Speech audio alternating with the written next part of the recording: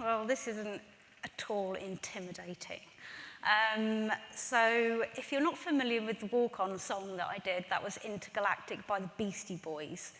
And there's a very particular reason why I chose that song, because right now I am so far out of my comfort zone, I may as well be on Mars. I'm not even joking. But you know, sometimes you have to take that step out of your comfort zone and stand onto your soapbox when you want to express something or make yourself heard, right? I'm here, I'm doing it. So obviously what I'm talking about is quite important, so I want you to listen. So the thing I'm talking about today revolves around this. You're probably all very familiar with it. This is Eisenberg's hierarchy of conversion. Hands up if you've seen this before.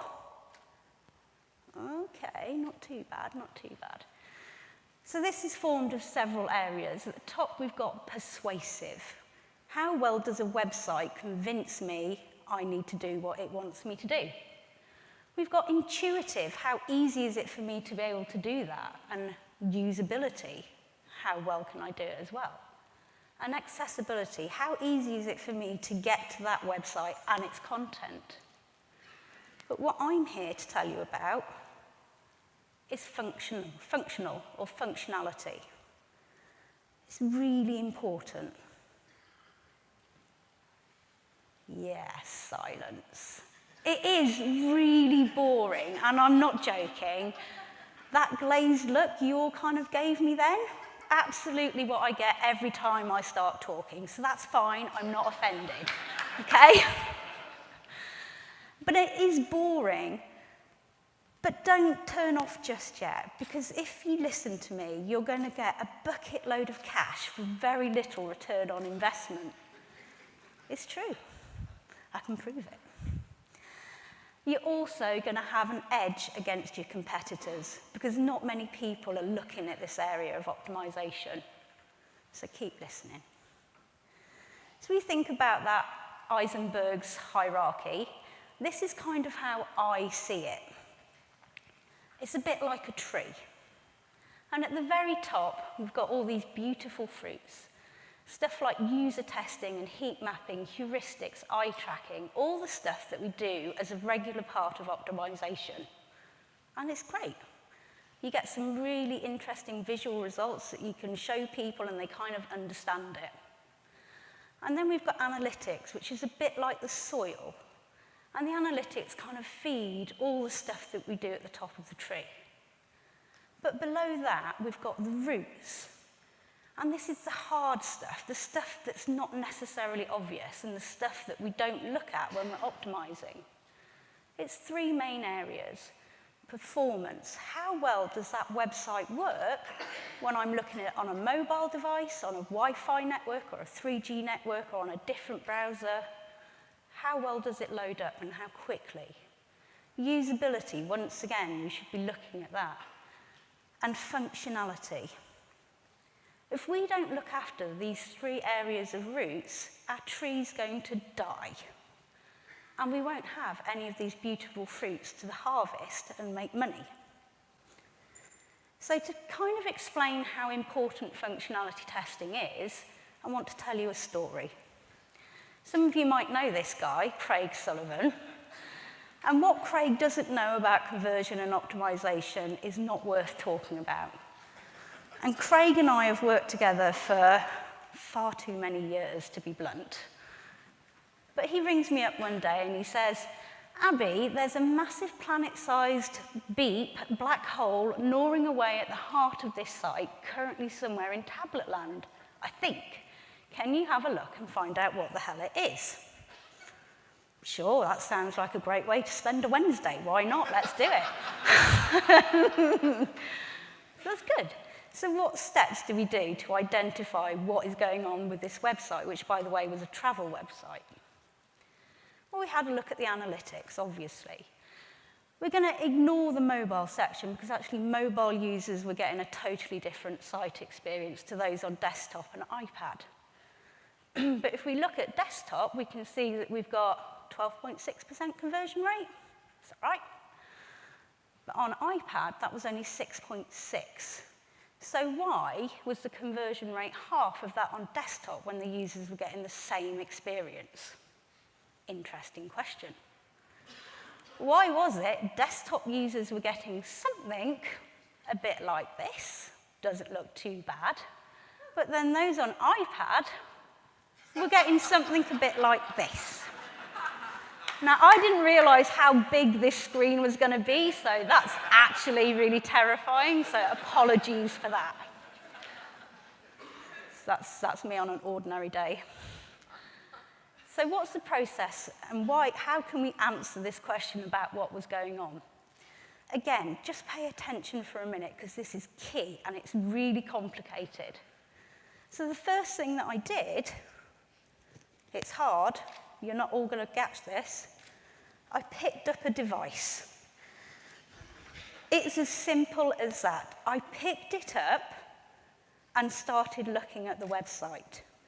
And this is something that we're not doing regularly as optimizers, and this is my message. I don't use simulators, and I'm glad I got that word right, because it could have been quite embarrassing otherwise.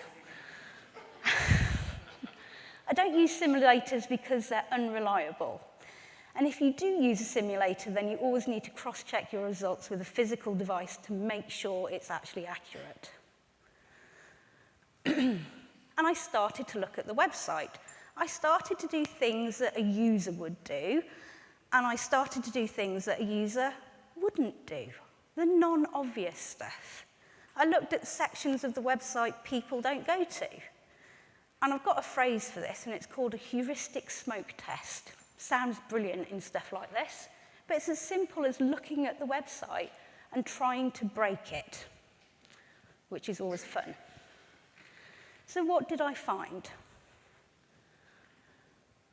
Well, after 24 hours of testing, so about 3 days of my time, I'd gone through 2 tablets, 1 mobile device, and 6 desktop browsers, and found a total of 99 issues that were all logged and tracked. It's quite a few, right? But what was it that was causing the problem on iPad? Well, if you can see, if I move out of the way, it was a broken button. So if I was a user that wanted to go from London to San Antonio, that was absolutely fine. I could manage that. It would let me go through the funnel. I'd make my right choices. That little grey button would turn green. Bob's your uncle. I'm in the funnel making the choice. But if I was a user that wanted to travel from London via Paris to San Antonio, I wouldn't be able to do that. And the reason why, that button would never turn green. For whatever reason, I probably think it was a JavaScript issue, but it would never turn green. So my multiple leg journey, I could never check out with that, and I could not complete the purchase. It was as simple as that. So how much revenue can we equate to that particular bug on that device for those particular users? It was about £65,000 a day. £65,000 a day. Amazing.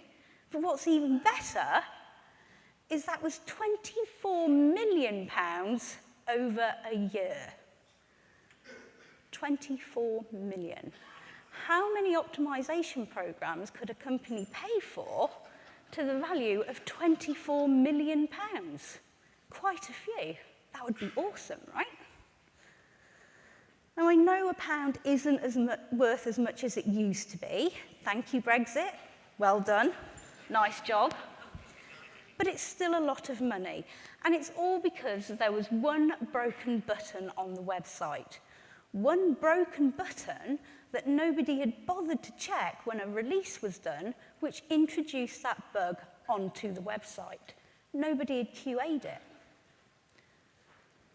So you might think, oh, well, that's just a one-off. Good find, Abi. You know, you should do the lottery. You'd win. But it's not a one-off. It's actually an infestation of bugs. I've tested hundreds and hundreds of websites, and I can guarantee you that each and every one of them have had bugs of varying degrees that have resulted in a loss of revenue and conversion rate. And in fact, as the title of this talk suggests, over 2 years, it's been about $100 million worth. Quite a lot, right? So bugs, they're kind of a bit like spinach, right? Just because nobody tells you it's there, it doesn't mean that it's not a problem. It really is. Very few people are going to tell you that that issue is there.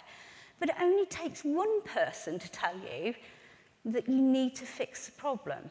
And then you just need to be looking in the mirror to remove the spinach. Please do, because I've been in that situation before and it was just well embarrassing.